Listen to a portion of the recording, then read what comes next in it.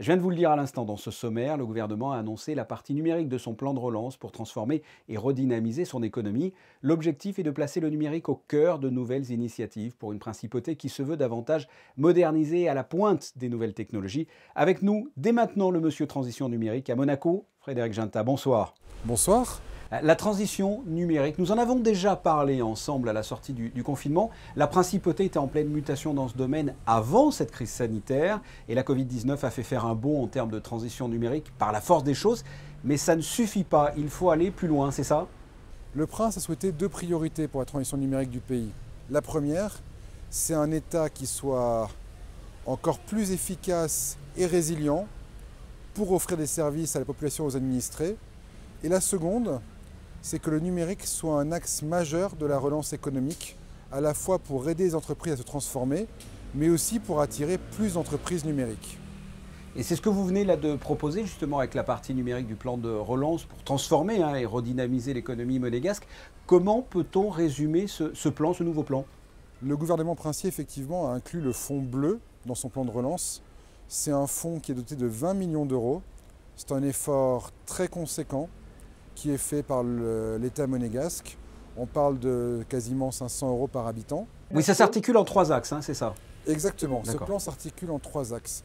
Il répond aux problèmes de l'économie monégasque. Aujourd'hui, l'économie monégasque et les entreprises monégasques doivent se transformer.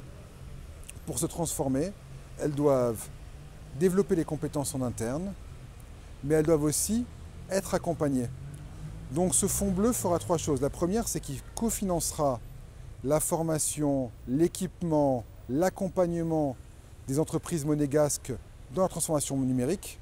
Concrètement, ça veut dire une entreprise qui veut apprendre à vendre en ligne, trouver des clients à l'étranger, être plus efficace, maîtriser la signature électronique. Tous ces sujets de transformation numérique, l'État accompagnera les entreprises monégasques pour qu'elles réalisent cette transition avec l'aide des entreprises numériques monégasques. C'est ce que l'on a remarqué, c'est ce que l'on a remarqué justement avec les entreprises qui ont eu des difficultés pendant la crise, effectivement, qu'elles n'étaient pas forcément tournées vers le numérique. Une transition numérique, c'est quand même très compliqué.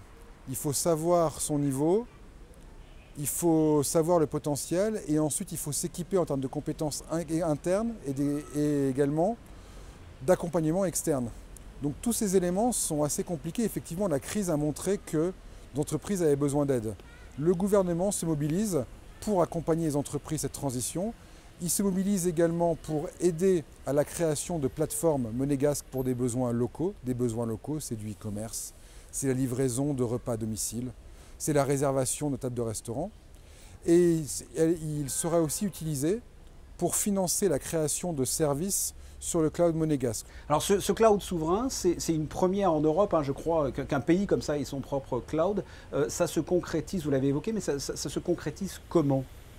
Ça se concrétise par la création d'un opérateur, Monaco Cloud, qui va distribuer le cloud monégasque aux entreprises. Ce cloud monégasque s'appuiera sur la technologie Amazon, mais sera opéré depuis Monaco, avec des données qui seront sécurisées par l'agence monégasque sécurité numérique et sous loi monégasque. Ce cloud permettra aux entreprises de stocker leurs données, de disposer des logiciels les plus avancés en direct et d'avoir le niveau de sécurité garanti par la MSN. Et Monaco, grâce à la puissance de stockage et la puissance de calcul du cloud, sera prêt à exploiter cette intelligence artificielle au service des monégasques et de notre économie. Alors on l'a dit, trois axes, on a parlé du cloud souverain, la formation des entreprises, mais c'est également créer une économie numérique en principauté en lançant la plateforme STO, c'est ça? Il faut me le vulgariser. Pour être encore plus attractif, on a lancé un système de financement numérique pour attirer les entreprises. Je m'explique. Une entreprise souhaite venir en principauté pour lever une somme pour son projet. Ça peut être 5 millions, 10 millions, 20 millions. Aujourd'hui, ces opportunités sont soit des banques avec de la dette, mais elle a beaucoup de mal à avoir accès à la bourse. Parce que la bourse, pour des montants beaucoup plus élevés, et c'est quand même très compliqué. Aujourd'hui, grâce à une technologie basée sur la blockchain, cette entreprise peut venir en principauté, demander au gouvernement princier de donner son visa, et si le visa est accordé, sur des critères de respectabilité, sur des critères de cohérence du projet d'entreprise avec les valeurs monégasques et les valeurs souhaitée par le prince, l'entreprise peut ensuite émettre des jetons virtuels en échange de vraies actions. Elle passe un contrat, si vous voulez, grâce à la blockchain avec ses actionnaires, de manière très simple, pour les rémunérer en échange d'investissement. Quelque part, c'est une plateforme de financement qui, grâce à des technologies, rendra très simple le fait de lever des fonds et de pouvoir se financer en échange de revenus futurs avec des actionnaires. Le numérique au quotidien en principauté, ça passe aussi par l'éducation avec un projet que vous avez appelé le collège numérique. Cette année, nous souhaitons vraiment, et la crise du Covid nous a conforté dans cette approche, que le collège, les collégiens aient une expérience numérique. Ça veut dire qu'ils seront équipés de tablettes, ça veut dire qu'on va s'occuper notamment du poids des cartables, tous les manuels seront numérisés, ça veut dire que le professeur dans la classe pourra bénéficier d'outils, de vidéos en direct et communiquer avec les élèves. Ça veut dire qu'après la classe, les élèves pourront travailler avec des exercices dédiés, avoir des corrections plus rapides. C'est-à-dire que les professeurs pourront créer du contenu numérique dans EduLab, que nous avions inauguré en lien avec le Prince, pour vraiment offrir la meilleure expérience pédagogique. En fait, on ne change pas la pédagogie, on l'augmente. Et enfin, en ce qui concerne l'administration, l'été prochain, les Monégasques devraient avoir une identité numérique. Qu'est-ce que c'est, Frédéric Ginta? Une identité numérique, en fait, c'est une identité régalienne, donnée soit par la mairie pour les Monégasques, soit par la sûreté publique pour les résidents, et qui permet en fait d'être identifié d'abord par l'administration, puis par les entreprises privées. En fait, ça permet deux choses.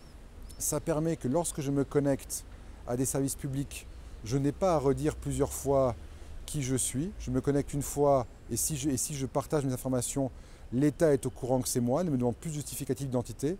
On sait à quel point pour les Monégasques et les résidents, photocopier le passeport, photocopier la carte d'identité est quelque chose de très pénible. Et en même temps, ça va me permettre, moi, en tant qu'individu, d'avoir une signature probante, d'avoir une signature au plus haut niveau de sécurité pour signer des documents, signer des contrats. Et puis pour rassurer peut-être les téléspectateurs, hein, lorsque l'on regarde comme ça des films futuristes, on voit souvent la machine remplacer l'humain. Comment vous la voyez, vous, cette future société numérique? Comme je viens de le dire à l'instant, ou plutôt que le numérique ne va pas remplacer l'humain, mais plutôt l'accompagner? Le numérique peut soit augmenter, soit automatisé. C'est-à-dire qu'en gros, il peut accompagner et parfois, pour des tâches un peu rébarbatives, il peut automatiser. Nous, le choix qui est fait, c'est que ce soit un numérique, et c'est la volonté du prince et du gouvernement, responsable et humain. C'est-à-dire qu'en gros, le numérique, il y aura toujours des professeurs dans les écoles. C'est eux qui définiront la pédagogie numérique, on ne leur imposera rien.